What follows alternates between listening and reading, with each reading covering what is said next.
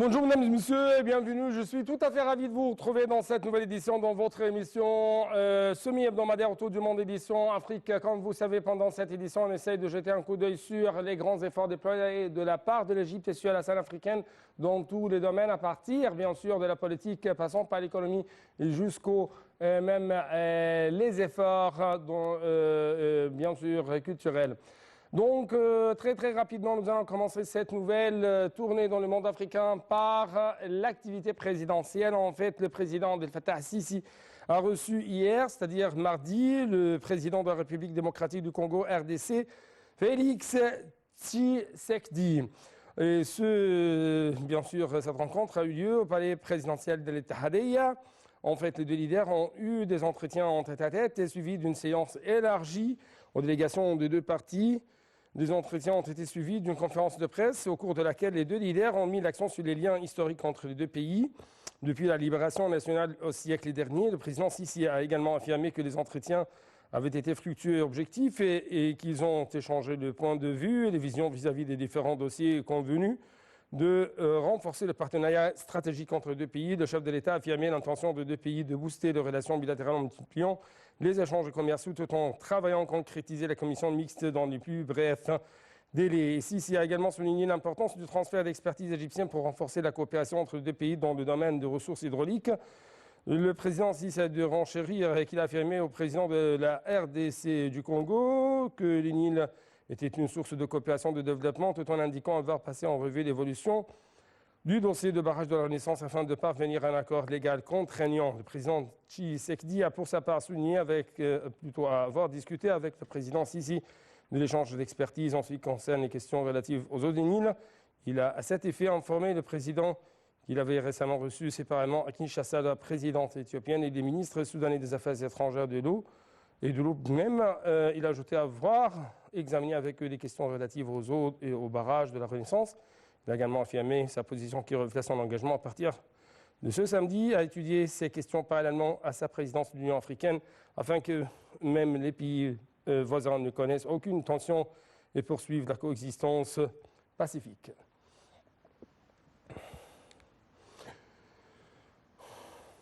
D'autre part, le président Abdel Fattah al-Sisi a reçu un entretien téléphonique de la part de son homologue sud-africain Cyril Ramaphosa, au cours duquel les deux leaders avaient passé en revue les derniers préparatifs effectués pour le prochain sommet africain qui devrait être tenu par visioconférence. Le président Sisi a félicité le président Ramaphosa pour le succès qu'il a réalisé durant sa présidence de l'Union africaine en 2020. C'est au cours de cette année que se sont dressés plusieurs défis régionaux et internationaux, dont à leur tête la pandémie du coronavirus qui a eu lieu de néfastes répercussions sur tous les plans politiques, économiques et sociaux. Le président Ramaphosa a exprimé son appréciation, sa reconnaissance à l'appui égyptien à son pays sur tous les plans, alors que l'Afrique du Sud, président de l'Union africaine, ce qui a reflété l'intérêt de l'Égypte sous la direction du président Sisi à faire prévaloir les intérêts communs des pays africains et à chercher des solutions propices aux causes et aux crises du continent. L'entretien téléphonique a également porté sur le dossier du barrage de la Renaissance. C'est à cet effet que le président Ramaphosa a loué les efforts positifs déployés par l'Égypte au cours des négociations tripartites afin de parvenir à un règlement à ce problème. Le président Sisi a pour sa part exprimé également son appréciation quant aux efforts du président Ramaphosa à ce propos, exprimant son espoir de voir ce dossier vite progresser au cours de la prochaine période et ce en coopération avec le Congo démocratique qui assumera la nouvelle présidence de l'Union africaine.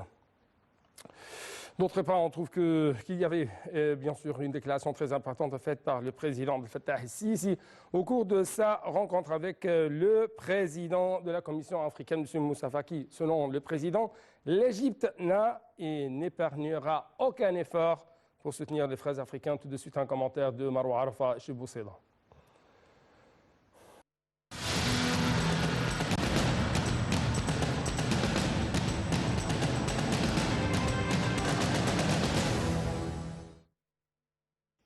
Le président Abdel Fattah al-Sisi a reçu le président de la Commission de l'Union africaine, M. Moussa Faki, en présence du ministre des Affaires étrangères, M. Semah Choukri.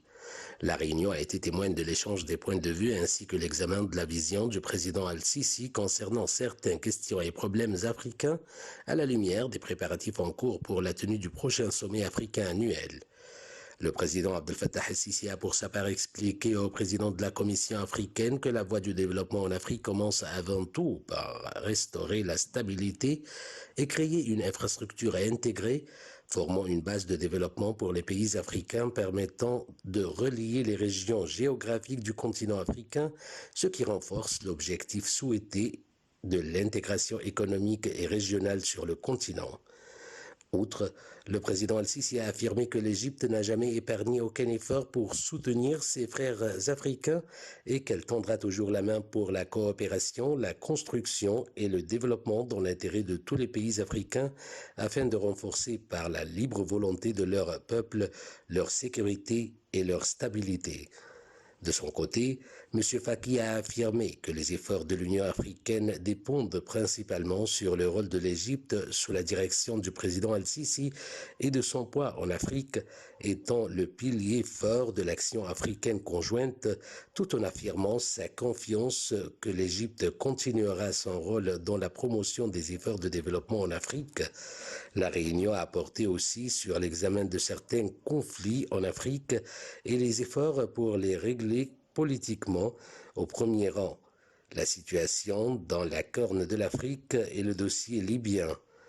De même, la question du barrage de la Renaissance a également été examinée dans le cadre des négociations tripartites sous les auspices de l'Union africaine.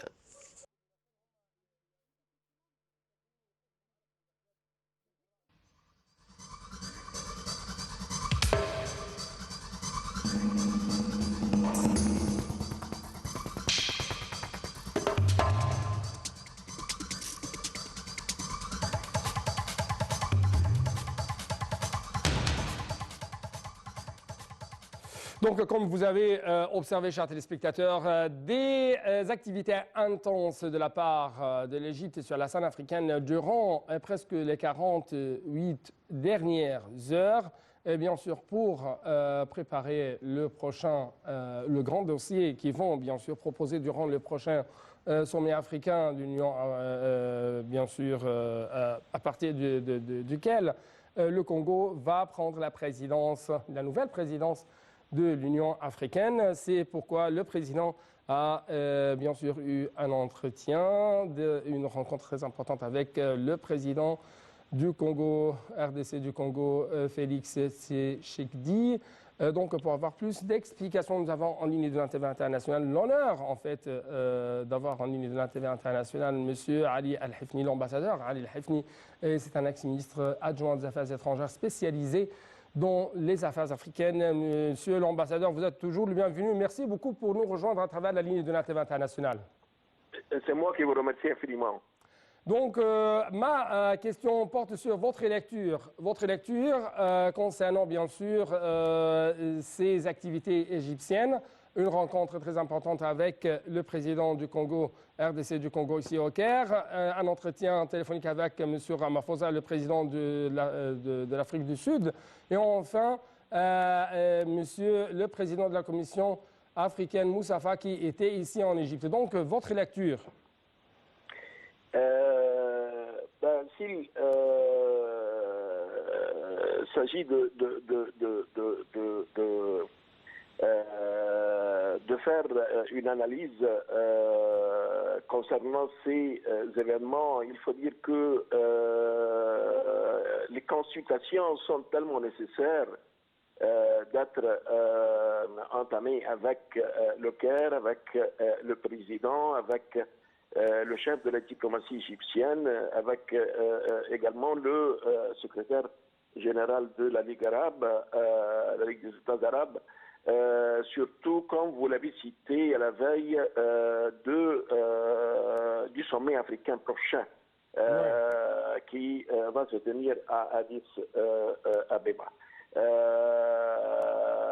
L'agenda du sommet est plein de sujets de priorité pour le continent, pour les pays africains, et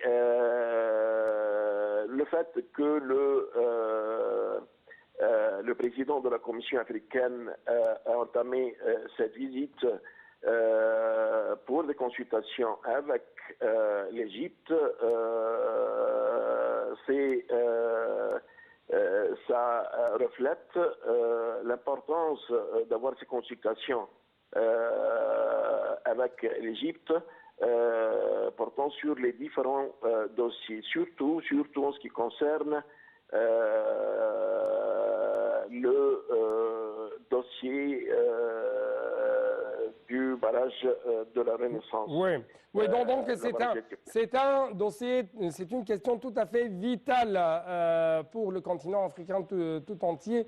Et on trouve que c'est l'un des dossiers parmi les dossiers les plus épineux dont la présidence, si je peux dire, la présidence congolaise de l'Union africaine prend en considération l'importance de ce dossier, la priorité de ce dossier.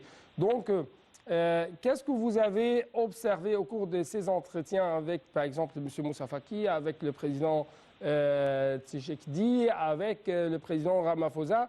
Qu'est-ce que vous avez observé en ce qui concerne ces entretiens, les remarques qui ont été révélées par ces présidents à l'égard de la position égyptienne dans ce dossier vital? Nous témoignons d'un problème assez important en ce qui concerne le déroulement des négociations entre les trois pays, l'Égypte, le Soudan d'une part et l'Éthiopie d'autre part, portant sur le barrage éthiopien de Renaissance. Et évidemment, le président en exercice, le président Cyril Ramaphosa, doit s'informer dans le cadre d'un rapport qu'il va présenter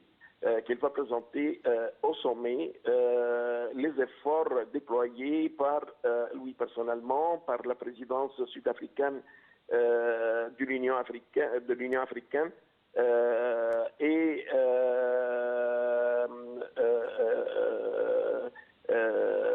son analyse de l'avenir de ces négociations.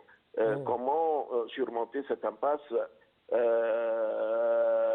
dans un proche avenir. Là, il y a également le président de la Commission africaine qui doit présenter son rapport, qui est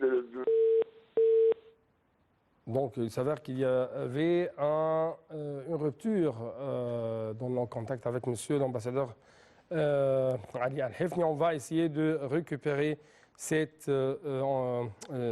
appel téléphonique. Mais jusqu'à maintenant, je dois vous présenter un reportage qui va jeter plus de lumière sur ce qui s'est passé au Congo récemment. Donc, un reportage signé Chérif Boussela et Marwa Arafa.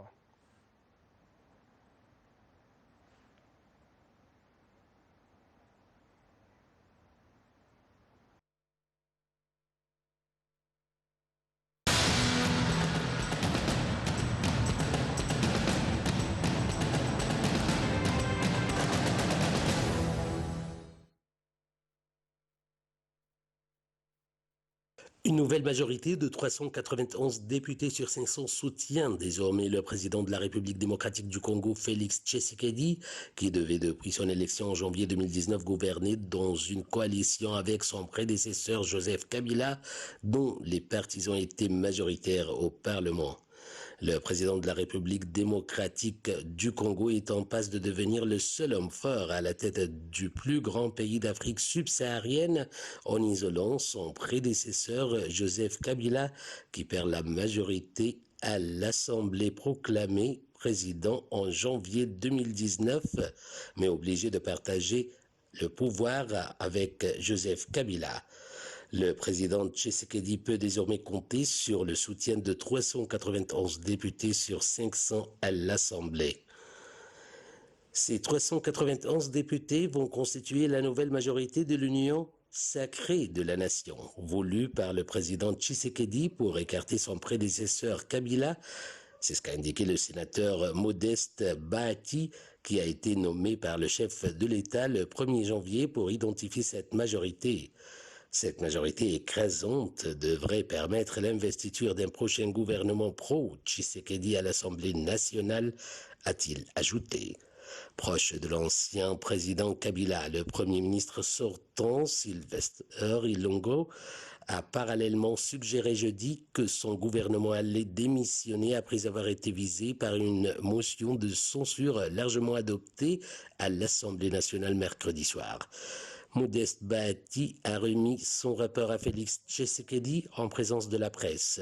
Cette cérémonie très formelle marque une étape cruciale dans la recomposition des rapports de force au sommet de l'État amorcée par le président Tshisekedi le 6 décembre.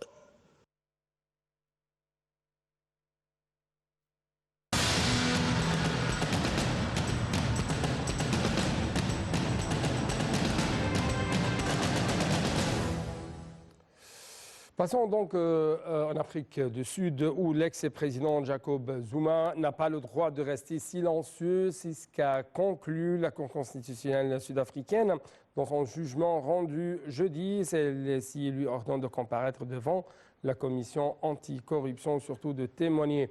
En fait, depuis des mois, l'ex-président joue à cache et a réussi à ne pas rendre de compte, empilant le recours au faisant valoir son droit au silence. Tout de suite, un commentaire de Marwa Arafa Chiboussela.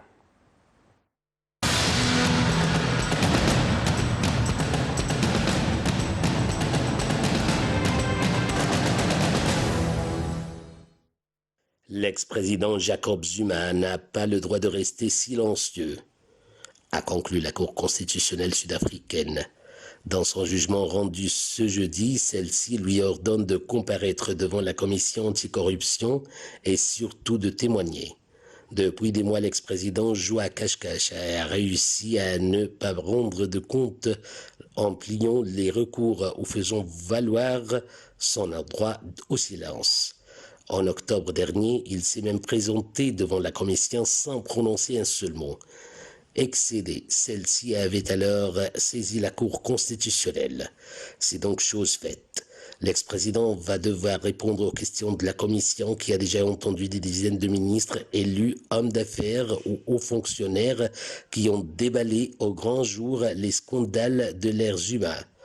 L'utilisation de fonds publics pour rénover sa résidence privée ou bien l'attribution de marchés publics à des amis, même si les conclusions de celles-ci ne peuvent déboucher directement sur des inculpations, elles peuvent être transmises au parquet pour d'éventuelles poursuites. Dans son jugement, la Cour constitutionnelle a d'autre part jugé inacceptable que l'ancien chef d'État entrave les enquêtes d'une commission qu'il a lui-même mise sur pied.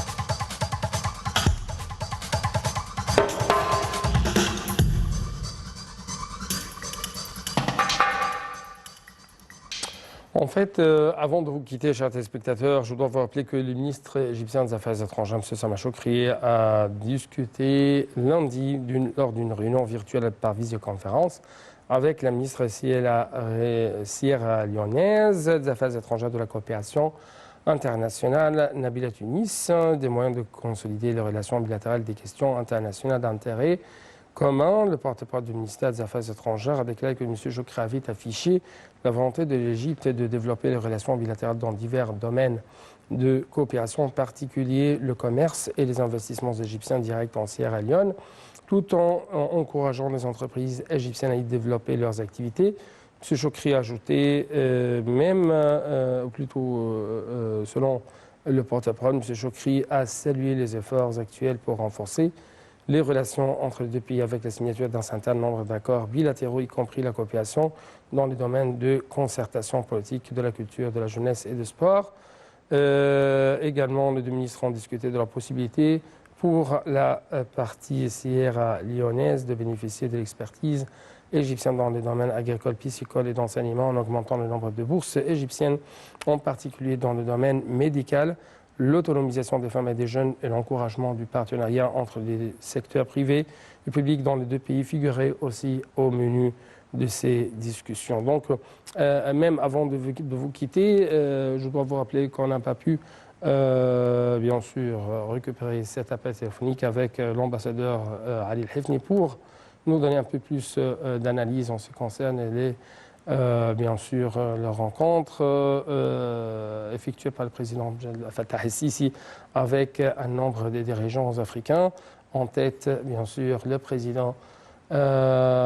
prochain président de l'Union africaine, M. Félix Tshisekedi, c'est bien sûr le président actuel du Congo, RDC du Congo.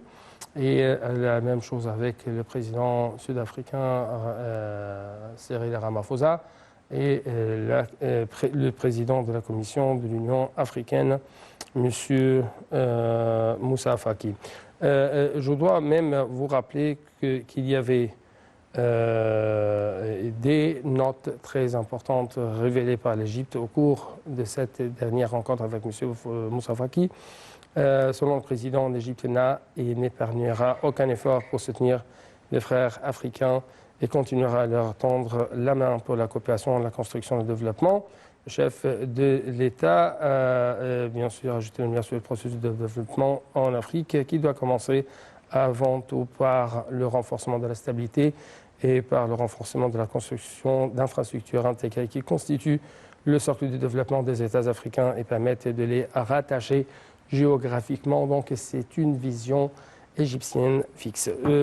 Malheureusement, je n'ai plus de temps pour vous donner un peu plus de détails. Et enfin, je dois vous remercier infiniment pour votre fidélité et bonne suite dans le programme Sunna International.